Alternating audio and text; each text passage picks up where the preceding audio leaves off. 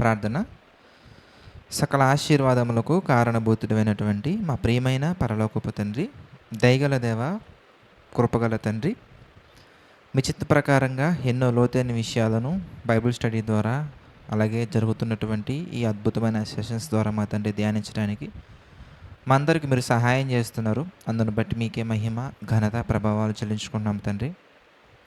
దేవా, మరి తీతుకు రాసిన పత్రికను మా తండ్రి వివరణ ప్రారంభించబోతూ ఉండగా సహాయం చేయండి. మీ జ్ఞానాన్ని చక్కగా తండ్రి బోధించుటకు సమయానికి తగినటువంటి జ్ఞానాన్ని ప్రభా దీనుడైన నాకు మీరు అనుగ్రహించండి. మీ యొక్క బలమైన పాత్రగా, ఘనమైన పాత్రగా వాడుకోనండి తండ్రి. మీ వాక్యాన్ని వింటున్న బిడ్డలందరినీ తండ్రి జ్ఞాపకం చేసుకోండి. వినగల చెవులను, గ్రహింపగల మనస్సును తండ్రి దయతో అనుగ్రహించండి. సమస్తమును మీ చిత్త ప్రకారంగా జరిగించమని, నడిపించమని వేడుకుంటూ మా ప్రభువును రక్షకుడైనటువంటి యేసుక్రీస్తు వారి పేరిట ఈ ప్రార్థనను అడిగి వేడుకొనుచున్నాము తండ్రి. ఆమెన్.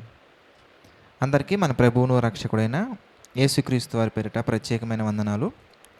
తీతుకు రాసినటువంటి పత్రిక 1వ అధ్యాయము 1వ వచనం నుండి మనం చూద్దాం. ఇందులో 3 అధ్యాయాలు ఉన్నాయి. చాలా షార్ట్లా దేవుని కృప ద్వారా మరి పరిశుద్ధాత్మ యొక్క ప్రేరణతో పౌలు గారు చక్కగా రాయటం జరిగింది. దేవుడు అద్భుతంగా ఈ 3 అధ్యాయాల్లో ఎన్నో లోతైన విషయాలను పొందుపరిచారు. అందులో మనము ఈరోజు 1వ అధ్యాయము 1వ వచనం నుండి 4వ వచనం వరకు ప్రభు కృపను బట్టి ధ్యానిద్దాం.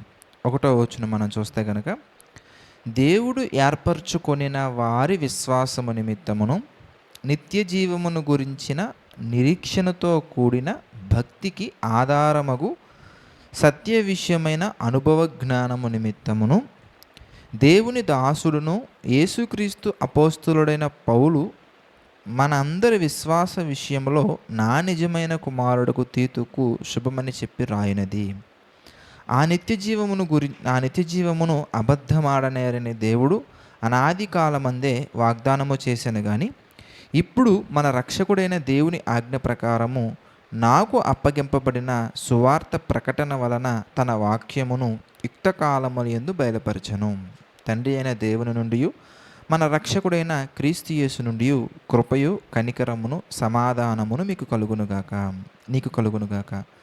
ప్రియమైనటువంటి దేవుని వర్లారా, మరి ఈ 4 వచనాలలో మరి లాస్ట్ లైన్ మీ అందరికీ తెలిసినటువంటిదే. మనము యాకోబు పత్రిక వివరణలో మనం చూసాము.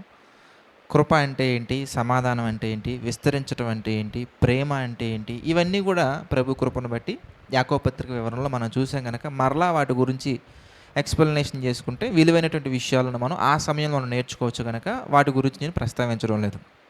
మీకు అవగాహన ఉంది కనుక, కృప, సమాధానం గురించి మీకు స్పష్టత ఉంది కనుక మరి మిగిలినటువంటి సబ్జెక్ట్ మనం చూద్దాం. 1వ వచనం నుండి మనం చూస్తే కనుక తీతుకు రాసిన పత్రిక 1వ అధ్యాయం 1వ వచనం, దేవుడు ఏర్పరచుకొనిన వారి విశ్వాసము నిమిత్తమును. ఇక్కడ 2 ముఖ్యమైన కారణాలు మనకు కనబడుతున్నాయి. ఒకటి ఏంటంటే దేవుడు ఏర్పరచుకొనిన వారి విశ్వాసము నిమిత్తమును. రెండోది మనం చూస్తే సత్య విషయమైన అనుభవ జ్ఞానము నిమిత్తమును. ఈ సత్య విషయమైన అనుభవ జ్ఞానం ఎలా ఎంతకనగానే అందులో చాలా క్లాజెస్ పెట్టారు దేవుడు, అంటే చాలా కండిషన్స్ అని చెప్పాలి మనం. ఏంటవి ఎందుకంటే, నిత్య జీవమును గురించిన నిరీక్షణతో కూడిన భక్తికి ఆధారమగు. అంటే 2 మనకు కనబడుతున్నాయి. దేవుడు ఏర్పరచుకున్న వారి విశ్వాసము నిమిత్తం ఒకటి కనబడుతుంది. తర్వాత నిత్య జీవమును గురించిన నిరీక్షణతో కూడిన భక్తికి ఆధారమగు సత్య విషయమైన అనుభవ జ్ఞానము నిమిత్తమును 2 కనబడుతున్నాయి. అందులో ఫస్ట్ది మనం ఆలోచిస్తే కనుక, మరి దేవుడు ఏర్పరచుకున్న వారి నిమిత్తం అంటే దేవుడు ఏర్పరచుకోవడం ఏంటి ఇంతకీ అని మనం ఆలోచించామనుకోండి, మనుషులు కూడా దేవుణ్ణి ఏర్పరచుకుంటున్నారు కనుక 2 లెవెల్స్లో మనం ఆలోచించాలి. ప్రైమరీ లెవెల్లో మనం ఆలోచించామనుకోండి, సృష్టికర్త ఎవరో తెలియక, దేవుడు ఎవరో తెలియక అనేక రకాల పద్ధతులలో, లేదంటే తరతరాల నుండి మేము వీళ్ళనే కొలుస్తున్నాం, తరతరాల నుండి మేము వాళ్ళనే పూజిస్తున్నాం అని ఆలోచించే వాళ్ళు ఒక కేటగిరీ. ఓకే, వాళ్ళ విశ్వాసం అది మనం పక్కన పెడితే వాళ్ళ గురించి. క్రైస్తవ్యంలోకి వచ్చి మనం ఆలోచిస్తే, క్రైస్తవ్యం ముసుగులో కూడా ఏం జరుగుతుందో ఎందుకనగానే, దేవుడు మనుషులను ఏర్పరచుకోవడం పక్కన పెడితే మనుషులే దేవుణ్ణి ఏర్పరచుకుంటున్నారు. ఎలా ఏర్పరచుకుంటున్నారు ఇంతకీ అనగానే మనం చూసాం అనుకోండి, తిమోతికి రాసిన పత్రికలో మనకు కనబడుతుంది ఎలా మనుషులు దేవుణ్ణి ఏర్పాటు చేసుకుంటున్నారు. క్రైస్తవ్య ముసుగులో క్రైస్తవులుగా ఎలా ఏర్పాటు చేసుకున్నారో మీరు చూడండి. తిమోతికి రాసిన 2వ పత్రిక మనం చూస్తే 4వ అధ్యాయం మనకు కనబడుతుందండి. తిమోతికి రాసినటువంటి 2వ పత్రిక 4వ అధ్యాయము 2వ వచనం మనం చూసాం అనుకోండి, లేదా 3, 4 వచనాలు మనం చూద్దాం. 2 తిమోతి పత్రిక 4వ అధ్యాయము 3 నుండి 4 వచనాలు మనం చూస్తే, ఎందుకనగా జనులు హితబోధను సహింపక, ఎలా ఉన్నారు? జనులు హితబోధను సహింపక దురద చెవులు గలవారై తమ స్వకీయ దురాశలకు అనుకూలమైన బోధకులను వారి కొరకు పోగు చేసుకుంటున్నారండి. ఎవరు కావాలి ఎంతకనగానే వాళ్ళ దురాశలు తీర్చడానికి, వాళ్ళ దురాశలు నెరవేర్చుకోవడానికి ఎవరైతే అనుకూలమైన ప్రసంగాలు చేస్తారో వాళ్ళే వాళ్ళ బోధకుడు. దురద చెవులు అంటే ఇంకా వాళ్ళకి ఏంటంటే కనుకనే వాక్య విరుద్ధమైనటువంటి మాటలు కావాలి. వాళ్ళకి వాక్యానుసారమైన మాటలు అవసరం లేదు. అందుకే జనులు హితబోధను సహింపక ఎందుకంటే మీ డ్రెస్ సెన్స్ అలా ఉందేంటి, you should change your dress sense. అమ్మో హితబోధ కష్టం, ఎలాగున్నా పర్లేదండి, దేవుడు మీ ఆత్మను చూస్తాడు కానీ మీ డ్రెస్ సెన్స్ని చూస్తాడా? ఇది మాత్రం దురద చెవులండి. దేనికి ఎంతకనగానే నీ హృదయం నిండుకొనిన దాన్ని బట్టి నీ క్రియలు ఉంటాయ్యా. నీ హృదయంలో ఎలాంటి కామ వికారయుక్తమైన ఆలోచనలు ఉన్నాయో, ఎలా ఆలోచన నిండుకున్నావో అది బయటకు ఎక్స్పీరియన్స్ అయిపోతుంది. హృదయం నిండుకొనిన దాన్ని బట్టి నోరు మాట్లాడు, హృదయం నిండుకొనిన దాన్ని బట్టి క్రియలు ఉంటాయి. కనుక నీ హృదయం ఎలాంటి వాతావరణంతో నిండుకుంది కనుక నువ్వు అలాగ ఉన్నావు. ఈ మాట సహించలేరండి. ఎందుకంటే మరి వాళ్ళు దురద చెవులు ఉన్నాయి కదండి, ఈ మాట సహించలేరండి. సినిమాలు చూడటం వాక్య విరుద్ధం అండి. కల్పనా కథలు మనం చూడకూడదండి. వాటి వైపు మనం వెళ్ళకూడదండి. అవి లోక సంబంధమైనవండి. ఇది హితబోధండి. అవి ఇదిగో ఎలా ఉంటుంది ఎంతకనగానే దురద చెవులు కలిగినటువంటి వారు సహింపలేరు. వాళ్ళకి ఏం కావాలి ఎంతకనగానే చూడండి. మూవీస్ చూస్తేనే కదా మీకు టెక్నాలజీ ఎలాగ ఉందో అర్థమవుతుంది. మూవీస్ చూస్తేనే కదా అందులో ఉన్నటువంటి మంచి చెడు మీకు తెలుస్తుంది. ఇది దురద బోధ. ఇది వాళ్ళకి వాళ్ళకి ఎలాంటి కల్పనా కథలే కావాలి. అని కనుక ఎలా ఉన్నారు ఎంతకనగానే క్రైస్తవ్యంలో దేవుడు ఏర్పాటు చేసుకునే సంగతి పక్కన పెడితే ఇదిగో మనుషులు ఏర్పాటు చేసుకుంటున్నారు బోధకుల్ని. ఎలాంటి బోధకులు కావాలి వీళ్ళకి ఎంతకనగానే ఎవరైతే వాళ్ళ శరీర సంబంధంగా, లేదంటే కనుక నేత్రాశ సంబంధంగా, జీవకుటుంబం సంబంధంగా ఎలాగున్నా కానీ పర్వాలేదు, నా దశంభాగం నాకు ఇచ్చేయండి, నా కానుకలు నాకు ఇచ్చేయండి, మీ కుటుంబాన్ని దేవుడు దీవించునుగాక, ఈ బోధ చేసే వాళ్ళకి చక్కగా ఆ అనుకూలమైనటువంటి బోధ చేస్తున్నారు కనుక అందరూ వాళ్ళ దగ్గరికి వెళ్ళిపోతారు. ఏమంటే అలా కాదండి. దేవుడికి కావలసినటువంటిది కానుకలు కాదండి, దేవునికి మీ దేహం కావాలండి. సజీవ యాగంగా దేవుని పనిలో మీ అవయవాలు నీతి సాధనగా ఖర్చు చేయాలండి. అమ్మో ఇది హితబోధ కష్టం. అందుకే రాయించారు, చూసి ఎలా రాయించారు? ఎందుకనగా చదవండి 2 తిమోతి పత్రిక 4:3 మనం చూస్తే ఎందుకనగా జనులు హితబోధను సహింపక దురద చెవులు కలిగినటువంటి వారై తమ స్వకీయ దురాశలకు అనుకూలమైన బోధకులను వారి కొరకు పోగు చేసుకొని సత్యమునకు చెవినీయక, సత్యమైన వాక్యానికి చెవినీయక, ఏమంటే ఎలా కల్పనా కథల వైపునకు తిరుగు కాలము వచ్చినప్పుడు ఎప్పుడు చెప్పినట్టు వచ్చేయండి. ఎలాంటి కల్పనా కథలు అంటే అది మీకు చెప్పాల్సిన అవసరం లేదు కదా. 3000 రకాల బోధలు అంటే అన్ని రకాల కల్పనా కథలు వచ్చాయండి. కాబట్టి మీరు ఆలోచించాలి. ఇప్పుడు దేవుడు ఏర్పరచుకునేటువంటి వారు ఎవరెంతకే అది మనం చూడాలి. అది మనకి స్పష్టత రావాలి. వీళ్ళందరూ మనుషులు ఏర్పాటు చేసుకుంటున్నారు, బోధకులను ఏర్పాటు చేసుకొని ఆ బోధకులు ప్రసంగించే ప్రసంగాలలో ఎవరుంటారు ఇంతకీ? ఎవరైతే కానుకలు బాగా ఇచ్చారో వాళ్ళైనా ఉంటారు, ఎవరైతే కానుకలు ఇవ్వట్లేదో వాళ్ళైనా ఉంటారు. ఈ మధ్యకాలంలో మన సంఘములో దశమ భాగాలు ఇవ్వనటువంటి వారు ఎక్కువైపోతున్నారు. ఎక్కువ ఎవరు ఉంటారండి? 2-3 ఉంటారు. వాళ్ళ కోసం ఒక ప్రసంగం అంటే దేవుడు ఎవరెంతకే? డబ్బులు ఇవ్వనటువంటి వాళ్ళే దేవుడు. ఎవరెంతకే? డబ్బులు ఇచ్చేవాళ్ళే దేవుడు. ఎవరైతే ఆఫరింగ్స్ బాగేస్తారో, కానుకలు బాగేస్తారో వాళ్ళని మాత్రం మంచిగా చూసుకుంటారండి. ఎవరైతే కానుకలు సరిగ్గా ఇవ్వట్లేదో వాళ్ళకి ప్రార్థన కూడా చేయరండి. ఇంకా విచిత్రం ఏంటంటే ఫోటో దిగాలంటే 10,000, ప్రార్థన చేయాలంటే 15,000, మీటింగ్ రావాలంటే 30,000 వస్తాయండి. మనం ప్రేరేపించి మనం ఇవ్వగలగాలి. దేవుడు మన హృదయాలను ప్రేరేపించినప్పుడు ఓకే ఈ పరిచర్య ముందుకెళ్తుంది, ఈ పరిచర్య ద్వారా ఎంతోమంది దీవించబడుతున్నారు. అలాగాదండి, డిమాండ్స్ ఉంటాయండి. ఏసీ కారు కావాలి, ఏసీ ట్రైన్ కావాలి. ఇప్పుడు వీళ్ళకి బోధకులు, ఆ బోధకులు చెప్పే ప్రసంగాలలో ఉన్నటువంటి వాళ్ళే దేవుడు. యేసుప్రభు ఎక్కడున్నారండి? లేరండి ఇంతకీ. వీళ్ళు దేవుడు ఏర్పరచుకున్నటువంటి వాళ్ళు కాదు, వీళ్ళు మనుషులు, వాళ్ళు ఏర్పరచుకున్నటువంటి వాళ్ళు వీళ్ళు. దురద చెవులు కలిగి మనుషులు వాళ్ళకు వాళ్ళు ఏర్పరచుకున్నటువంటి వారు వీళ్ళు. దేవుడు ఏర్పరచుకున్నటువంటి వారు కాదండి వీళ్ళు. మరి దేవుడు ఏర్పరచుకున్నటువంటి వారు ఎలా ఉంటారు ఇంతకీ?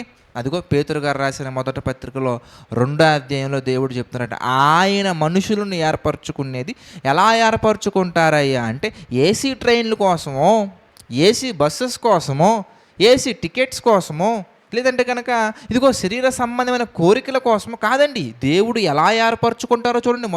మొదటి పేతురు పత్రిక 2వ అధ్యాయము 9వ వచనం మనం చూస్తే దేవుడు ఎలా ఏర్పరచుకుంటారో చూడండి. మొదటి పేతురు పత్రిక 2వ అధ్యాయము 9వ వచనంలో మనకు కనబడుతుంది ఏమని, ఇదిగో అయితే మీరు చీకటిలో నుండి, ఎక్కడికి? చీకటిలో నుండి, పాపములో నుండి, చీకటిలో నుండి ఆశ్చర్యకరమైన తన వెలుగులోనికి మిమ్మును పిలిచిన వాని గుణాతిశయములను ప్రచురము చేయ నిమిత్తము ఏర్పరచబడిన అది మీరు ఏర్పరచబడినటువంటి వారు. ఎవరు ఏర్పరచబడినటువంటి వారు?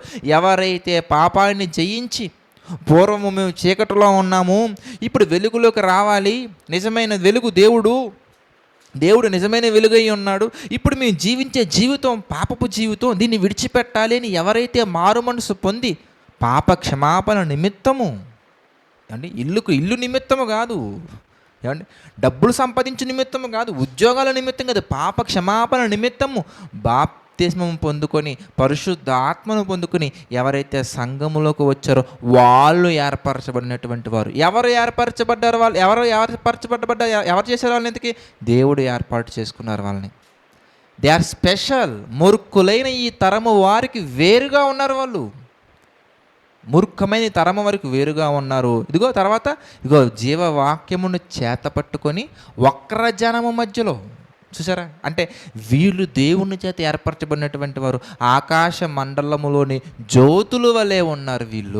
వీళ్ళు ఏర్పరచబడినటువంటి వారు. వాళ్ళ నిమిత్తం చెప్తున్నారు దేవుడు ఇక్కడ. వాళ్ళ నిమిత్తం ఏం జరుగుతుందో రాయించారు ఇక్కడ. కనుక దేవుణ్ణి నమ్ముకోవడం అనగానే ఎందుకు నమ్ముకుంటున్నాం మనం ఇంతకీ ఆలోచించాలి ప్రియులారా.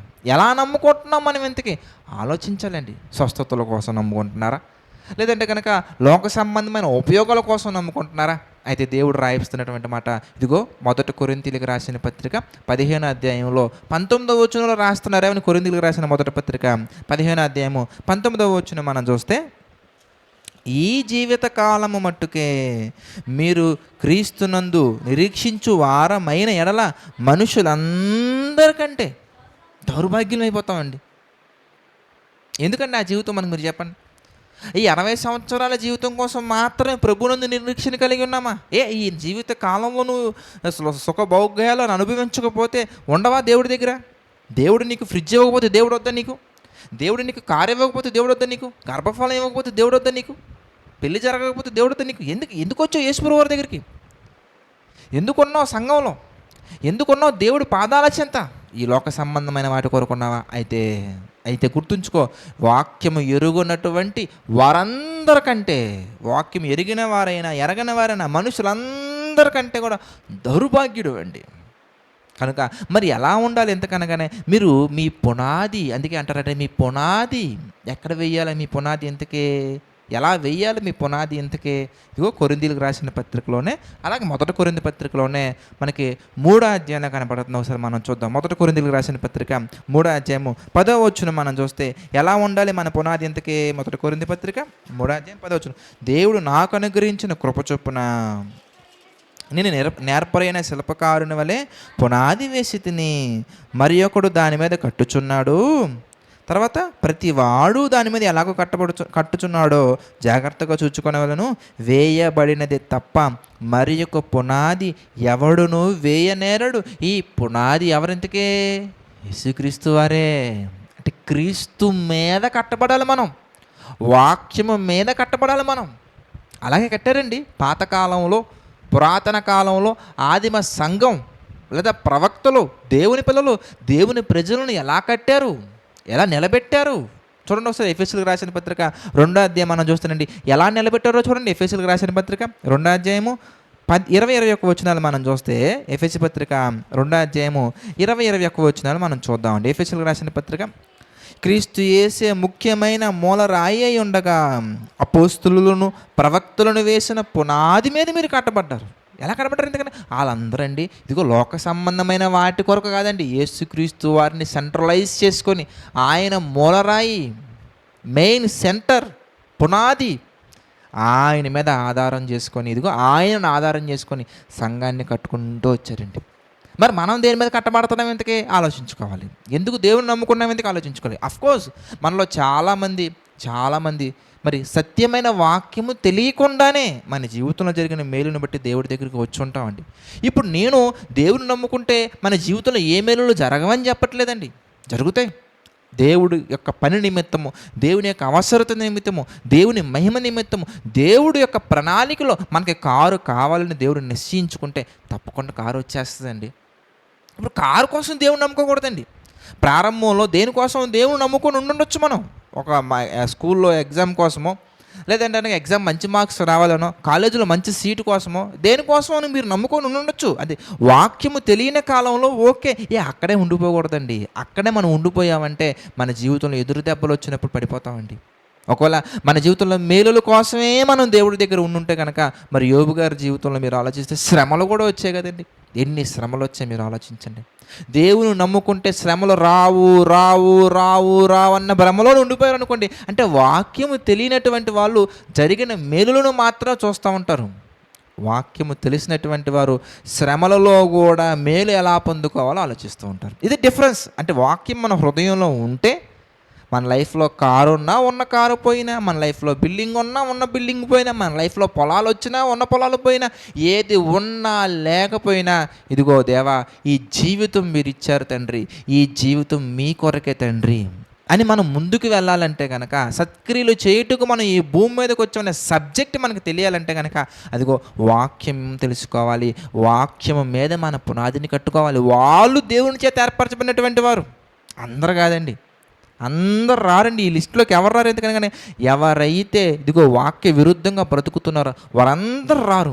ఎవరు వస్తారు ఈ లిస్టులోకి? దేవుని చేత ఏర్పరచుకోబడినటువంటి వారు ఎవరు? ఎందుకనగానే ఎవరైతే వాక్యానుసారంగా బ్రతుకుతారో వారు మాత్రమే వస్తారు. వాళ్ళు మాత్రమే వాళ్ళ జీవితంలో ఎన్ని రాక్షస అలలు వచ్చినా, ఎంత పెద్ద తుఫాను వచ్చినా, ఎంత పెద్ద వడగాలి వచ్చినా, ఎంత పెద్ద సుడిగాలి వచ్చినా కానీ స్థిరంగా నిలబడతారు, కదలరండి. అందుకే చూడండి మత్తయి సువార్తలో యేసుప్రభువు వారు బలంగా చెప్తున్నారండి ఒక మంచి ఉపమానంతో.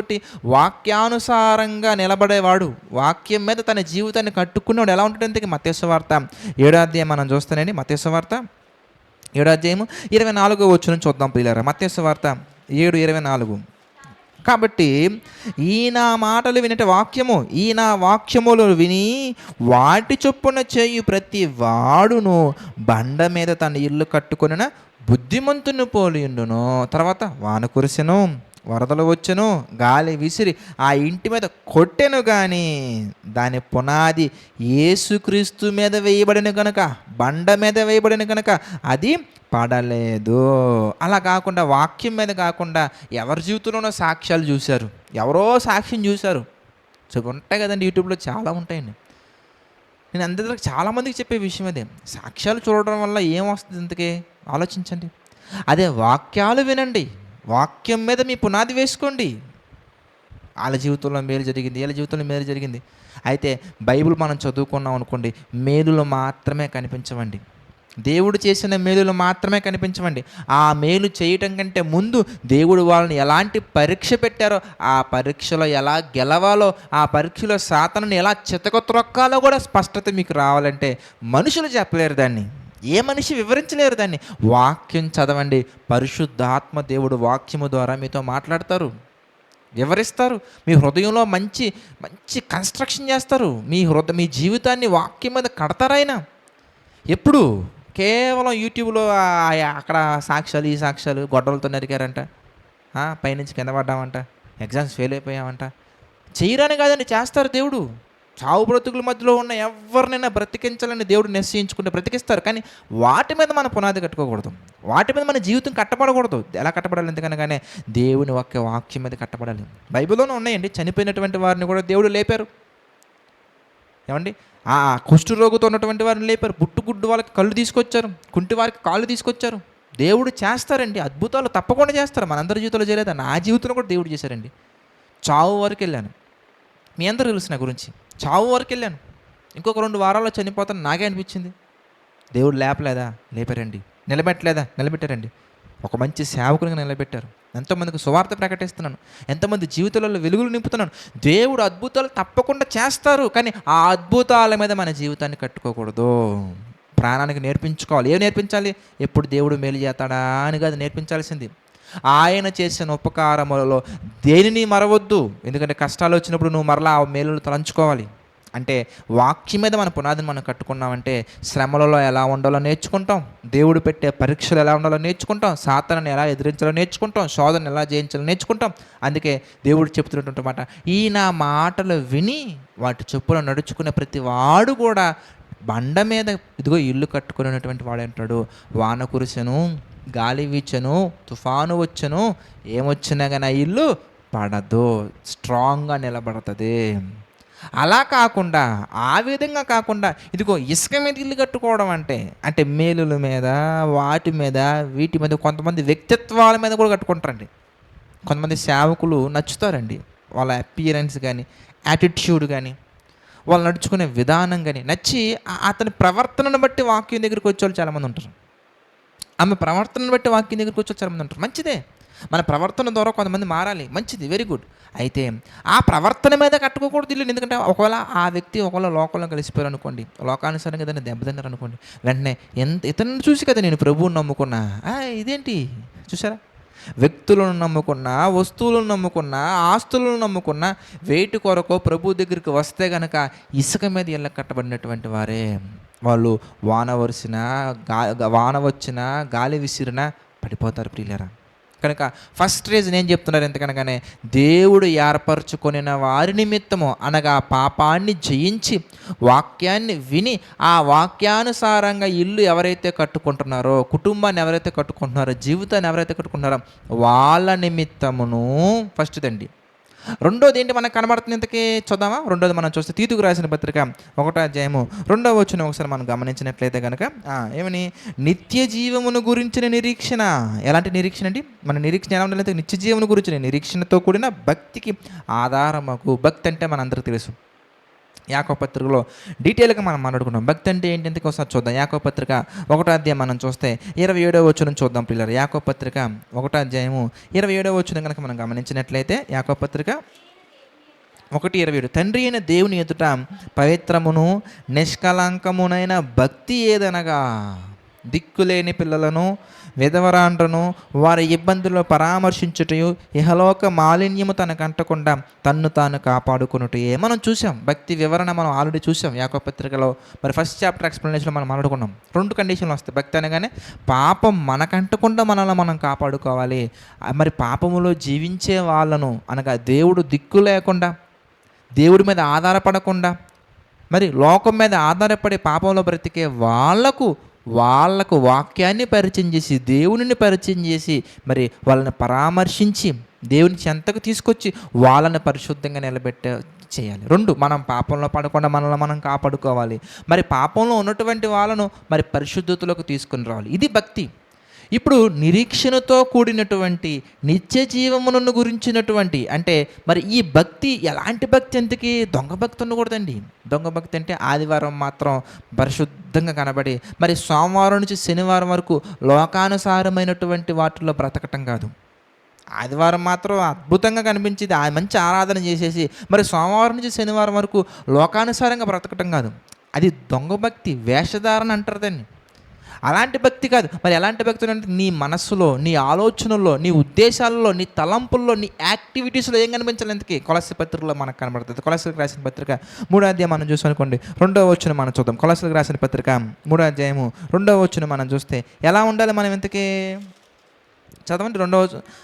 పైనున్న వాటి మీదనే కానీ భూ సంబంధమైన వాటి మీద మనసు పెట్టకనుకుడి. అంటే ఎందుకని మనసు పెట్టకూడదు?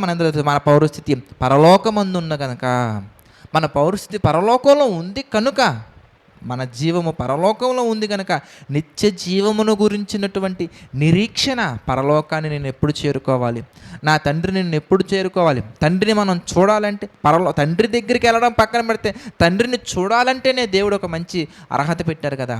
ఏంటి అర్హత? పరిశుద్ధత లేకుండా ఎవడును ప్రభువుని చూడలేడు. చూడటం అవ్వదు. అంటే మన క్యారెక్టర్ మనం కాపాడుకోవాలి, వాక్యానుసారంగా నడుచుకోవాలి. కనుక నిత్య జీవమును గురించినటువంటి నిరీక్షణ ఎప్పుడు చూడు మరి ఆ బిజినెస్ గ్రోత్ అవ్వాలి, ఈ బిజినెస్ గ్రోత్ అవ్వాలి, అది జరగాలి, ఇది జరగాలి అని ఎప్పుడు ఈ భూమి మీద ఉన్న వాటి మీద అది కాదు నిరీక్షణ. ఏది నిరీక్షణ? పరలోకాన్ని నేను చేరుకోవాలి. యేసుక్రీస్తు రాకడ ఎప్పుడు ఉండొచ్చు, ఎప్పుడు ఉంటుంది? యేసుక్రీస్తు ఈ క్షణమే వస్తే నేను పరలోకానికి చేరుకునే విధంగా ఉన్నానా? నేడు అనే సమయం ఉండగానే నాలో ఉన్న పాపాలను నేను తీసుకువేసుకోగలుగుతున్నానా? తండ్రి దగ్గర ఒప్పుకోగలుగుతున్నానా? విడిచిపెట్టగలుగుతున్నానా? ఎందుకు చేయించలేకపోతున్నాను? దీనికి సొల్యూషన్ ఏంటి? వాక్యానుసారంగా ఎలా నిలబడాలి? ఇలా మనం మన ఆలోచన, మన ఉద్దేశాలు, మన తలంపులు అన్నీ కూడా అందుకే భోజనము చేసినను పానము చేసినను దేవుని మహిమ నిమిత్తం, దేవుని యొక్క మహిమ నిమిత్తం మనం చేయగలాలంటే ప్రతి ఒక్కటి కూడా తండ్రి చిత్తాన్ని నెరవేర్చడానికి మనం పెట్టుకుని వెళ్తున్నాం లేదా? అది నిత్య జీవమును గురించినటువంటి నిరీక్షణ. అదే చెప్తున్నారు, నిత్య జీవమును గురించి నిరీక్షణతోను. తర్వాత చదవండి తీతుకు రాసిన పత్రిక 1వ అధ్యాయం 2వ వచనం. నిత్య జీవమును గురించి నిరీక్షణతో కూడిన భక్తికి ఆధారమగు. మరి అలాంటి భక్తి మనలో ఉండాలంటే ఎలాంటి భక్తి? నిత్య జీవమును గురించినటువంటి నిరీక్షణతో కూడిన భక్తి మనకు ఉండాలంటే దానికి ఆధారం ఏంటి? ఎంతకనగానే సత్య విషయమైనటువంటి అనుభవ జ్ఞానం మనలో ఉండాలి. అంటే మరి వాక్యాన్ని వినడం మాత్రమే కాకుండా ఆ వాక్యాన్ని క్రియలలో చూపించుకుంటూ వెళ్ళామనుకోండి. ఉదాహరణకి మోహపు చూపు చూడటం వ్యభిచారం. ఇప్పుడు ఇది మనం క్రియల్లో పెట్టగలగాలి. అంటే మోహపు చూపు చూడకుండా ఈ కళ్ళను కాపాడుకుంటూ, ఈ దేహాన్ని కాపాడుకుంటూ వెళ్తే మనకి ఏమొచ్చిద్ది? అప్పుడు ఎంతకనగానే వాక్య విషయమైన అనుభవ జ్ఞానం మనకు వస్తుందండి. ఇలా వాక్య విషయమైన అనుభవ జ్ఞానం మనకు వచ్చినప్పుడు నిత్య జీవమును గురించినటువంటి నిరీక్షణతో కూడిన భక్తి మనకి అలవాటు అవుతుంది. అలాంటి భక్తి మనకు అలవాటు అవ్వాలంటే దేవుడు వాక్యానుసారంగా ఏది చెప్పినా కూడా ఆయన చెప్పినటువంటి ప్రతి ఒక్క దానిని కూడా మనం ప్రాక్టికల్గా పెట్టుకుంటూ తీసుకెళ్ళగలగాలి. ఆయన ఎలా ఉండాలని కోరుకున్నారో, ఎలా ఉండమని మనకు వాక్యం ద్వారా ఆదేశిస్తున్నారో, హెచ్చరిస్తున్నారో, ఖండిస్తున్నారో ఆ విధంగా వాక్యానుసారంగా మన జీవితాన్ని మలుచుకుంటూ వెళ్ళడమే ఇదిగో వాక్య విషయమైనటువంటి అనుభవ జ్ఞానం. అంటే వాక్యమును గురించినటువంటి అనుభవ జ్ఞానం మనకి అప్పుడు వస్తుందండి. ఆ వాక్యమును గురించిన అనుభవ జ్ఞానం మనకు వచ్చినప్పుడు భక్తి, ఎలాంటి భక్తి వస్తప్పుడు ఇంతకీ నిత్య జీవమును గురించినటువంటి నిరీక్షణతో కూడిన భక్తి మనకు అలవాటు అవుతుందండి. ఇప్పుడు అలా అదొక కారణం చెప్తున్నారు, సత్య విషయమైన అనుభవ జ్ఞానము నిమిత్తమును. తర్వాత దేవుని దాసుడును, అంటే 2 రీజన్స్ మీకు అర్థమయ్యాయి అనుకున్నారు. ఇప్పుడు దేవుని దాసుడును యేసుక్రీస్తు అపోస్తులుడైన పౌలు. మరి యేసుక్రీస్తు యొక్క అపోస్తులుడు అంటే ఏంటి? ఇంతకీ అపోస్తులుడు అనగా పంపబడినటువంటి వారు. మనం ఆల్రెడీ చూసి ఇవన్నీ బేసిక్స్. అందుకే మీరు బేసిక్స్ కంప్లీట్ చేసుకొని క్లియర్ చేసుకోవాలి. మత్తయి సువార్త మీరు క్లియర్ చేసుకున్నారు కనుక, యాకోబు పత్రిక మీరు క్లియర్ చేసుకున్నారు కనుక, మరి ఆ 2 పుస్తకాలలో మనం మాట్లాడుకున్నటువంటి డెఫినేషన్స్ ఇంకా మాట్లాడుకోమనం ఇక్కడ. ఎందుకంటే అవి మీకు అలవాటు అయిపోవాలి, మీ మైండ్లో అలా ఫిక్స్ అయిపోవాలి. ఎవరైనా కనుక మరి ఆ 2 పుస్తకాల వివరణ వినకుండా కనుక ఈ యొక్క చాప్టర్ మీరు వింటున్నట్లయితే కనుక దయచేసి అడిగి తీసుకోండి. తప్పకుండా మన టీం వాళ్ళు మీకు ప్రొవైడ్ చేస్తారు. చక్కగా వినండి, ఆ వాక్యానుసారమైన జ్ఞానాన్ని పొందుకొని క్రియలలో పెట్టి వాక్య విషయమైన అనుభవ జ్ఞానాన్ని సంపాదించుకోండి. ఓకేనా? సో దేవుని యొక్క దాసుడును, తర్వాత యేసుక్రీస్తు అపోస్తులుడైన పౌలు మన అందరి విశ్వాస విషయంలో నా నిజమైన కుమారుడగు తీతుకు శుభమని చెప్పి రాయనది. మరి తీతుకు శుభమని చెప్పడం అనగా నిజమైన కుమారుడు అనే పదాన్ని అక్కడ ప్రయోగించడం జరిగింది. నిజమైన కుమారుడు అంటే దాని అర్థం ఏంటి? మరి మీ అందరికీ ఒకసారి ఒక రెఫరెన్స్ చూసి క్లోజ్ చేసుకుందాం. నిజమైన కుమారుడు అనగానే మరి కుమారులు అనగానే పౌలు గారికి వివాహం అయిపోయింది. మరి ఆ వివాహం ద్వారా వచ్చినటువంటి కుమారుడిని దయచేసి భావించకండి. కొరింథీయులకు రాసిన మొదటి పత్రిక మనం చూస్తే, మొదటి కొరింథీ పత్రిక 4వ అధ్యాయం మనం చూద్దాం. మొదటి కొరింథీ పత్రిక 4వ అధ్యాయము 15-16 వచనాలు మనం చూద్దాం. మొదటి కొరింథీ పత్రిక 4వ అధ్యాయము 15-16 వచనాలు మనం చూస్తే, క్రీస్తునందు మీకు ఉపదేశకులు 10,000 మంది ఉన్నను, తండ్రులు అనేకులు లేరు అని మాట్లాడుతూ, క్రీస్తు యేసునందు సువార్త ద్వారా నేను మిమ్మును కంటిని గనుక. చూసారా? అంటే ఆత్మ సంబంధమైనటువంటి కుటుంబం సువార్త ద్వారా, సువార్త చెప్పి ఆత్మీయ తండ్రిగా పౌలు గారు ఉన్నారు. మరి ఆత్మీయ కుమారునిగా ఎవరు కనబడుతున్నారు మనకి? తీతు గారు కనబడుతున్నారు. తీతుకు మాత్రమే కాకుండా మరి అలాగే మనం చూస్తే కనుక తీతు గారు మాత్రమే కాకుండా మనకి తిమోతి గారి గురించి కూడా ఆ మాట రాశారు. మొదటి తిమోతి పత్రిక 1:2 మనం చూద్దాం. తిమోతికి రాసిన మొదటి పత్రిక 1:2 మనం చూస్తే, మొదటి తిమోతి పత్రిక 1:2 మనం చూద్దాం. విశ్వాసమును బట్టి నా నిజమైన కుమారుడగు తిమోతికి శుభమని చెప్పి రాయనిది. అంటే విశ్వాసాన్ని బట్టి, అంటే ఆత్మీయ జీవితాన్ని బట్టి, వాక్యాన్ని బట్టి ఎవరికి కుమారుడు? ఎంతకే? తీతు గారు పౌలు గారి కుమారుడు, తిమోతి గారు పౌలు గారి కుమారుడు. అలాగే ఇంకా మనకు కనబడుతుంటారు తిమోతి గారు, తీతు గారు, ఫిలోమోన్ గారు, తర్వాత ఒనేసిము. వీళ్ళందరూ కూడా ఏంటి? వాక్యము ద్వారా కన్నారు. మనం కూడా వాక్యం ద్వారా పిల్లల్ని కానడం, అనగా వాక్యాన్ని బోధించి వాళ్ళని మరి దేవుళ్ళకు నడిపించినప్పుడు వాళ్ళు మనకి పిల్లలు అవుతారు. మనం వాళ్ళకి తండ్రులు అవుతాం. ఆత్మీయ తండ్రి, ఆత్మీయ కుమారుడు, ఆత్మీయ కుటుంబం. ఎవరు నా సహోదరుడు, ఎవరు నా తల్లి అని యేసుప్రభువు వారు ఏం చెప్తున్నారు? ఇంతకీ ఎవరైతే పరలోకముందున దాని తండ్రి చిత్త ప్రకారంగా నడుచుకొనుచున్నారో వారే నా తల్లి, నా కుమారులు, నా సహోదరులు, నా సహోదరిమణులు. కనుక ఇప్పుడు మరి ఇలాగా తీతు గారికి ఒక అద్భుతమైన విషయాన్ని పౌలు గారు తెలియజేస్తున్నారు పరిశుద్ధాత్మ యొక్క ప్రేరణతోటి. ఏం తెలియజేస్తున్నారు? ఈ పత్రిక ముఖ్య ఉద్దేశం ఏంటి? ఇవన్నీ కూడా మనం నెక్స్ట్ సెషన్స్లో మనం చూద్దాం. ప్రార్థన చేసుకుందాం. ప్రతి ఒక్కరు తలలో వంచి ప్రార్థనలు ఏకీభవించవలసిందిగా ప్రభువు పేట మనం చేస్తున్నాను. ప్రార్థన. దయగల తండ్రి, ప్రేమగల దేవ, మరి తీతుకు పత్రిక వివరణను మా తండ్రి ప్రారంభించడానికి మాకు సహాయం చేశారు. ఎన్నో లోతైన విషయాలను తెలుసుకొనబోతూ ఉండగా కృప చూపించండి, నడిపించండి, సహాయం చేయండి తండ్రి. సమస్తము మీ నామ మహిమార్థమే జరిగించండి తండ్రి. మీ చిత్తమైతే మేమందరం మరలా కలుసుకొని మీ యొక్క వాక్యాన్ని ధ్యానించే అవకాశాన్ని అనుగ్రహించండి దేవ. ఎవరెవరైతే ఈ పరిచర్య నిమిత్తం ప్రార్థిస్తున్నారో, ఈ పరిచర్య కొరకు తండ్రి కష్టపడుతున్నారో, ఆర్థికంగా సహకారులుగా నిలబడుతున్నారో ప్రతి ఒక్కరిని జ్ఞాపకం చేసుకోండి. ప్రతి ఒక్కరికి మీ కృప తోడుగా ఉంచి నడిపించండి, సహాయం చేయండి. మీ యొక్క ఆలోచన చొప్పున నడిపించండి దేవా. సమస్త మహిమ, ఘనత, ప్రభావాలు మీకే చెల్లించుకుంటూ ఇప్పటి వరకు మా అందరికీ తోడుగా నడిపించినందుకు కృతజ్ఞతాస్తుతులు చెల్లించుకుంటూ మా ప్రభువును రక్షకుడైనటువంటి యేసుక్రీస్తు వారి పేరిట ఈ ప్రార్థనను అడిగి వేడుకొనిచున్నాము తండ్రి. ఆమెన్. అందరికీ మన ప్రభువును రక్షకుడైనటువంటి యేసుక్రీస్తు వారి పేరిట ప్రత్యేకమైన వందనాలండి. God bless you all. God night.